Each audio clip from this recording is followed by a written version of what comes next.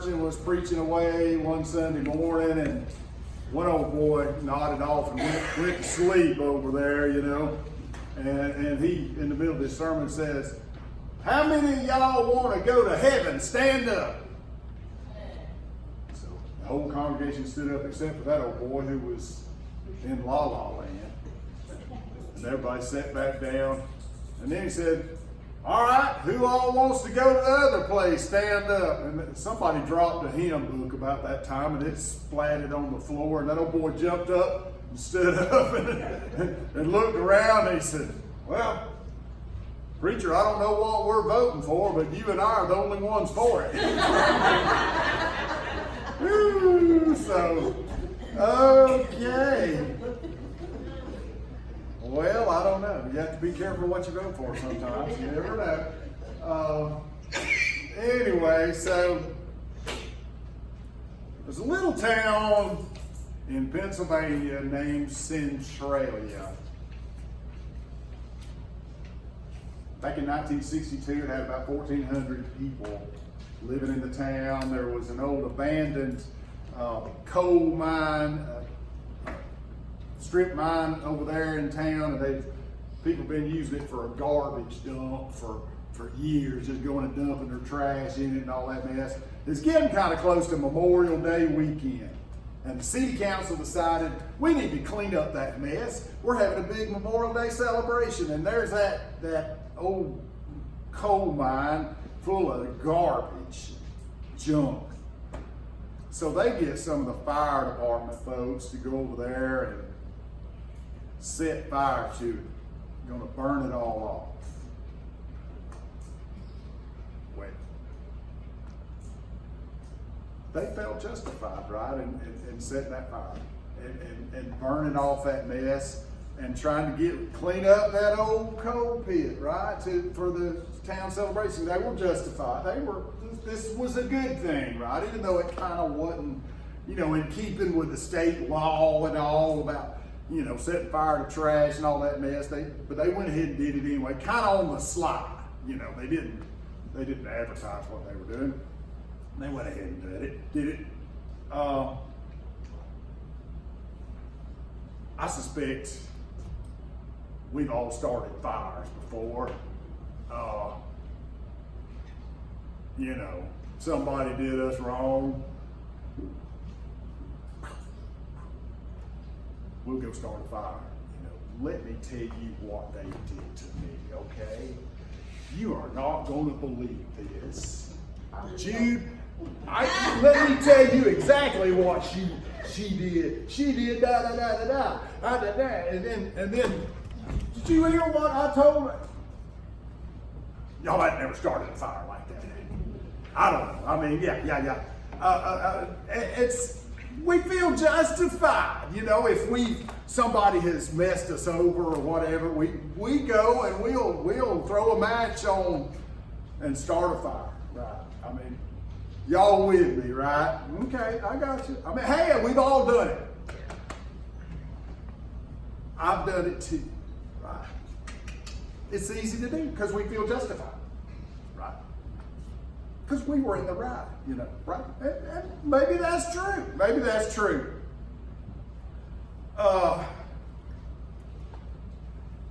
Well, the Centralia fire, it could have been put out early on, and it kept burning.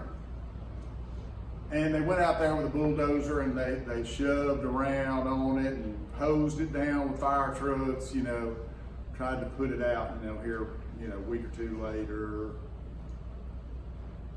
Rolls on a couple of months later, it's still burning. They discovered that underneath some of that refuse was a 15-foot wide and I don't know how deep hole in the ground that appeared to connect to some of the old coal mines underneath the ground. And they didn't really know what to do. The city council finally hollered at the state and said, we may have a little problem here. And they kind of had to fess up, what happened, even though it was kind of blew back on them a little bit. Ended up, they hired somebody for $20,000-$30,000 to go in there and try to, put the fire out. There were issues with that, and it didn't work. It kept burning. It kept burning under the ground and spreading. Sometimes our anger can do that, right? Our venom that comes out from us can start more fires. We can demonize people, good, well-meaning people. I'm not talking about somebody that does a criminal act. They'll get what they deserve, hopefully. But, just folks that may have said the wrong thing, may have done the wrong thing, we can burn them to the ground. I've been guilty of burning folks to the stake, and telling people, and that fire just keeps, and then other people are looking at them cross-eyed, and they're like, oh, did you hear what so-and-so did? I don't know about it. It just continues to go. So the fire spreads. And poison takes root in our hearts. The state of Pennsylvania came out there, I don't know, sometime that year, that was 1962. And they tested the smoke coming out of that old pit and determined that there were poisonous levels of carbon monoxide coming out of that old, out of those vents where that smoke was coming out. And it was lethal. Could be a problem. Right? Okay, so Jesus talks about that other fire too. He kind of wraps this all around. He doesn't leave any rock unturned. Unfortunately, he's got us pegged, He knows what's going on in our hearts and our lives, and he has read our mail, and he knows it. So he talks about this fire, adultery, and lust. So he peels the lid off of it, and says basically, if you have looked at somebody else with lust in your heart, you might as well have gone and committed adultery with them. It's the same difference. Because you've got that you've submitted to the fire. You have allowed that fire to be ignited in your heart and in your life. And you're not. So what happens? Think about that. When we start looking at other people, regardless of how beautiful they are or handsome or whatever, when we start looking at them as articles, physical articles for our satisfaction, we don't look at them or think of them as being God's creation that needs the Lord, that has something to say, that can contribute to society and all that kind of. When we start looking at them as just something physical to satisfy us, then we have stepped off into the devil's hands. Okay? And he will exploit that to the max. I read a lot of stuff on Christian news sites, and it appears that in the church, pornography is a major problem.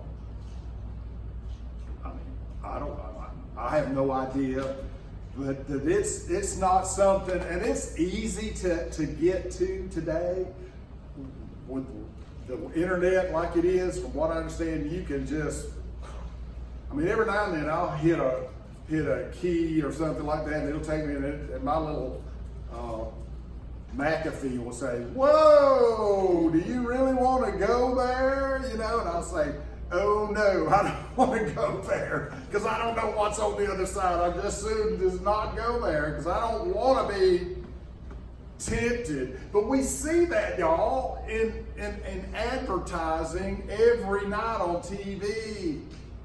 I mean, they use beautiful young girls, handsome young guys to sell products, right? I mean, it's shoved down our throat every day.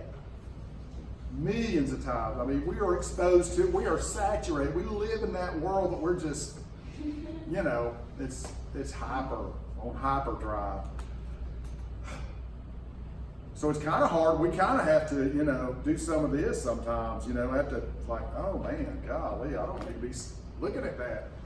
It's hard to do because it's everywhere. So y'all have heard about Jeffrey Epstein, right? That guy that rich billionaire that had was a convicted sex offender. Yet he continued to be involved in, you know, exploiting young girls because he had money. He had a private island in the Virgin Islands, and he would fly young girls over there with him, and people knew it, you know, and he would tip them real big so they wouldn't say anything. You know, I mean, how messed up are we, you know? This is what I'm trying to say. We are broken, y'all. We are so broken.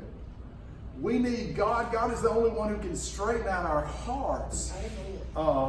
Because we are bent to sin, and left unchecked, we're all going to go in a bad direction. We're going to follow the lust of our heart, right? I mean, we can't help it. But Jesus is the only one who can intervene in that. Okay, so the unending damage. I don't know if you probably can't see that little handheld picture over on the right. That was Centralia in 1962. There's buildings lined up on both sides of the street. There were 1,400 people living there.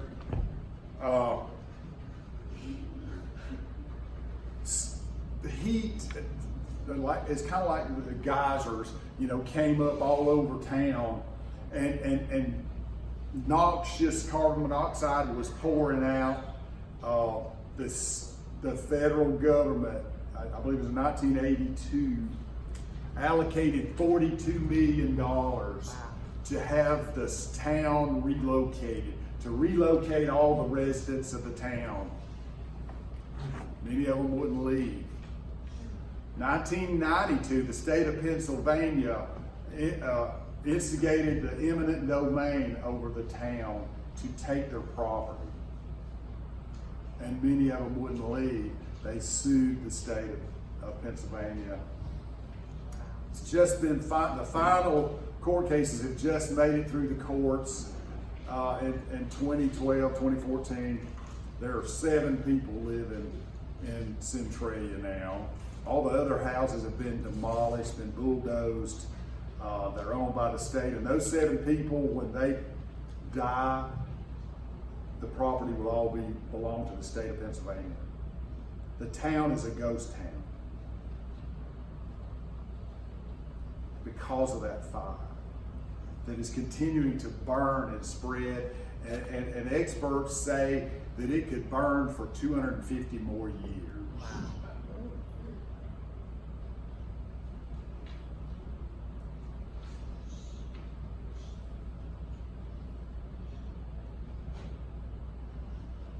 So can our hatred burn and spread. And it's, Nicky Gumbel said, when we don't forgive people, it's like us drinking poison and thinking it's going to kill the other person.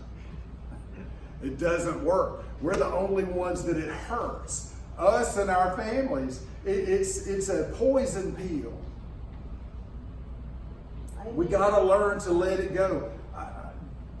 I'll never forget Carla Faye Tucker, who was executed in Huntsville, I don't know, probably 20 years ago now, for participating in a murder or two. I don't know, a couple of people got killed, I think. One young lady, I don't remember the details of it. I just remember she became a Christian in prison, and there was a big effort by Christians to have her not executed, at least start to have her sentence reduced to life in prison. But the state of Texas executed her, and I remember watching the press conference afterwards when the family of the person that was killed, not Carl Fay, but the one that was murdered, came forward, and they stuck a microphone in their face and said, "So how do you feel?" And that person said, I don't remember exactly, but it was basically said, "Well, I'm glad Carla Fay is gone over the river now, so my sister can get even with her."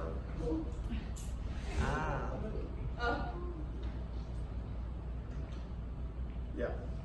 And I thought, where does it all end? That there would be revenge after death. On the other side, we're going to be trying to get revenge for what happened here. I don't think it works that way, y'all. Sorry. But that's the depth of hatred. It just doesn't end. The poison just it wants to reach into eternity and continue to choke people to death.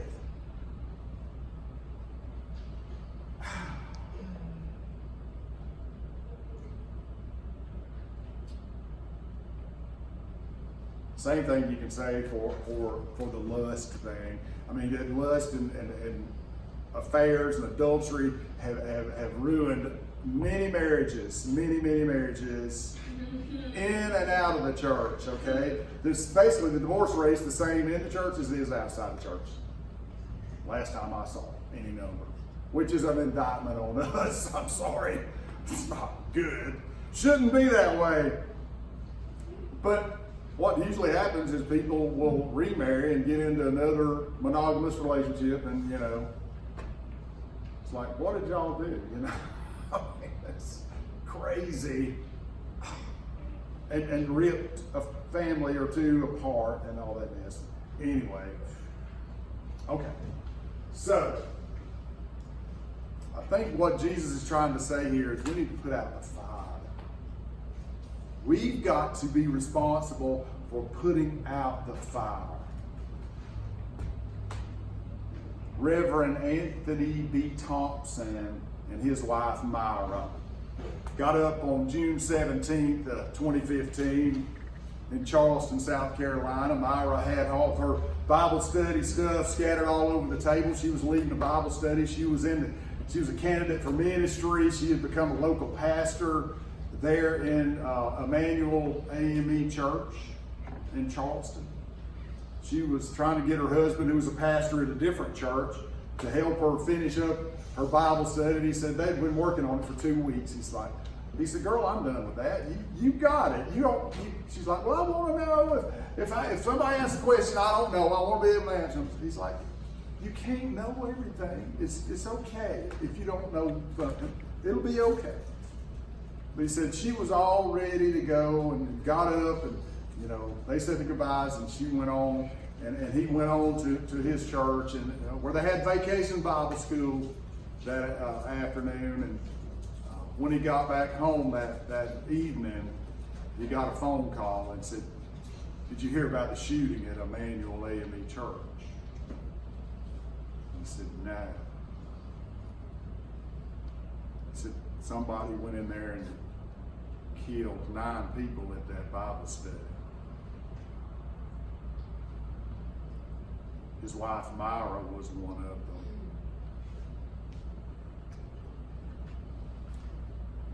That's Myra. He said the next thing he knew, he found himself on the sidewalk of Calhoun Street there in front of the AME Church, just wallowing on the sidewalk, weeping.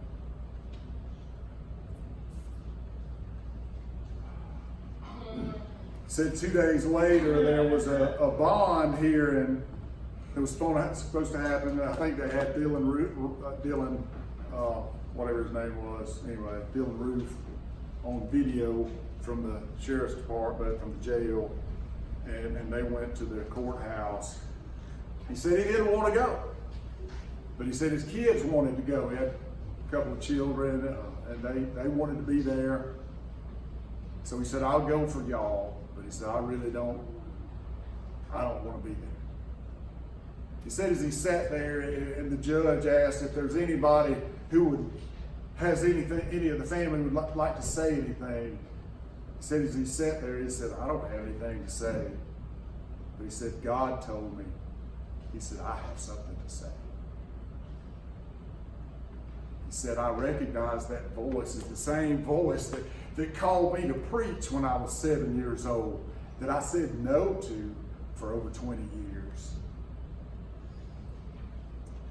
He said, so I stood up and I walked up there. He said, this is the words that came out of my mouth. He said, son, I forgive you, and my family forgives you, but we would like you to take this opportunity to repent and confess and give your life to the one who matters the most, Christ, so that he can change it and change your ways. And no matter what happens to you, you will be okay. Do that and you will be better off than you are right now. And he went on to say, after I did that, I experienced God's love. I experienced peace for the first time. I knew and understood what it meant and felt like to experience the peace of God, which passes all understanding. God's love freed my heart, soul, and body of the burden of bitterness and anger. God healed me from the inside out. He took away all my burdens and granted me his peace. Do you need that peace today? I do. I don't know about you, but I need that peace. Do you need to put out a fire? I think we all need to put out those fires of lust and anger and hatred when they try to ignite in our lives. Do you want that peace that passes all understanding? Do you want to know that? Is that something you could vote for today? Amen. We're going to stand and sing our closing hymn.